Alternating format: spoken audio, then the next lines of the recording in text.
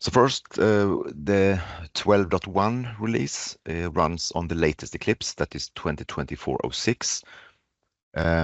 This, of course, as always, comes with many updated projects, and CDT version is now 11.6 and EGit 6.10.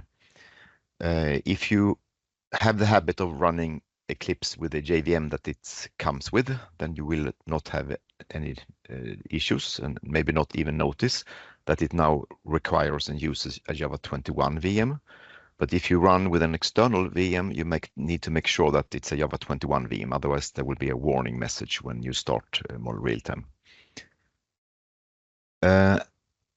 One big feature that we have in both 12.1 and 12.03 is that you now can start using Code RealTime together with Model RealTime.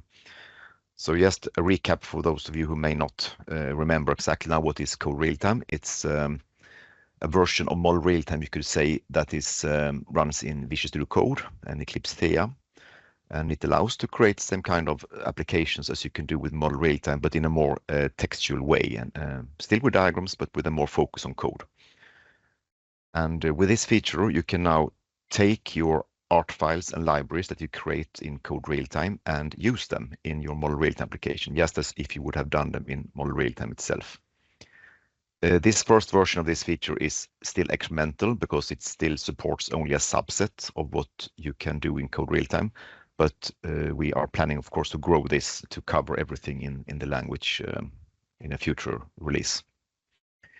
And speaking about Code RealTime, at the same time as we release these Model RealTime releases, we also release Code RealTime 2.0, and it contains many improvements. One that I will briefly show in the demo, since it's related to the other feature and mentioned here, is the art debugger. So that is a possibility to debug your applications in Code RealTime, very similar to how it works with the model debugger in Model RealTime. And the good news here is also that since the target RTS is the same in Model RealTime and Code RealTime applications, it actually works to use the art debugger also for applications that we have created with Model RealTime.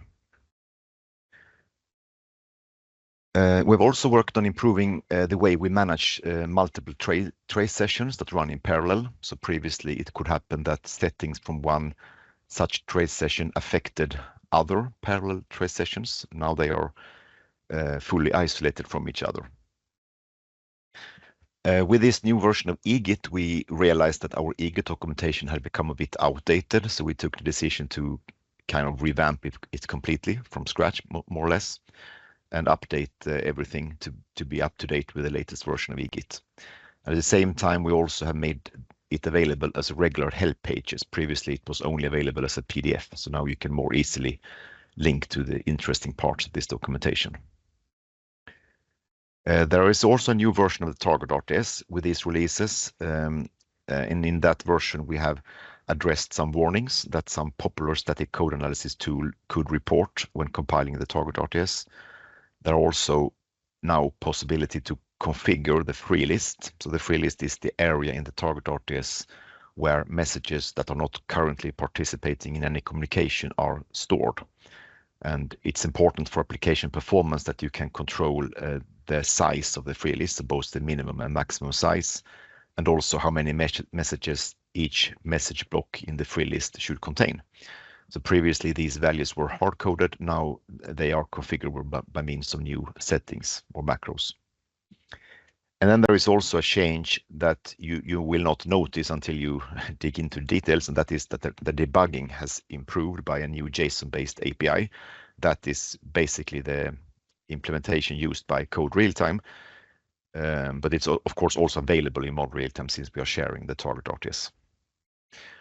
Then those of you who are using the HCL branded version of Model RealTime will notice that there is a new licensing solution and a new software portal from where to download the tool or the software. But since not all of us in this call are HCL users, I will not talk more about it now, but instead there will be a separate communication coming out with information on what you need to do to adopt this new licensing solution. In last sprint, we demoed some improvements to the copy element URI, which now supports to navigate into a specific line in a code snippet. A feedback we got back then was that it would be useful if this could be done with a key binding, so that you can invoke it as an Eclipse command. So that we have now done in this sprint.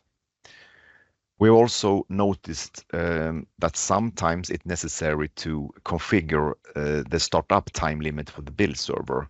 That is something we noticed in 12.1, and we did that change in 12.1 only. So what you will notice is that there is a new preference where you can set this time limit. So by default, it's now 30 seconds. If you reach this limit, and you will see during the demo what it will look like then you can raise this limit. And I also like to mention a newsletter that was sent during the sprint about how you can develop on Windows but build for Linux using the Windows subsystem for Linux, WSL. So if you didn't receive that the newsletter but are interested, then you can find it in our info center under newsletter section. You can also, if you want to receive future newsletters, write to us on this email address that you see here. We promise we will not spam your inbox. We usually just send 3 to 4 newsletters per year, so it should be acceptable, I think. So to summarize the deliveries, we are shipping Model RealTime 12.1 for use by Eclipse 2024-06.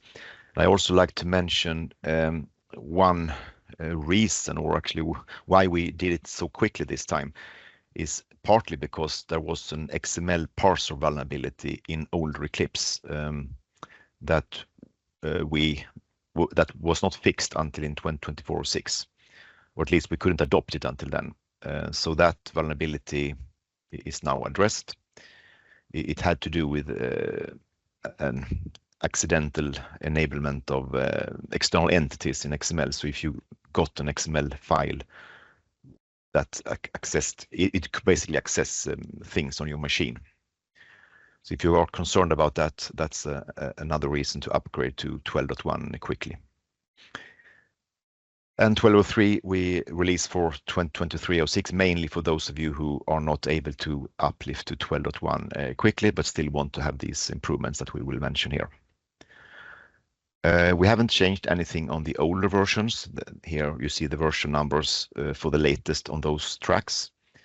But you should note that if you're still using 11.1 or 11.2, they will both go out of support already on September 30, so quite soon. So it's recommended that you uplift to a newer version before that, preferably 12.1. Also some words about Code RealTime 2.0 that you of course use then on Visual Studio Code or Eclipse Thea.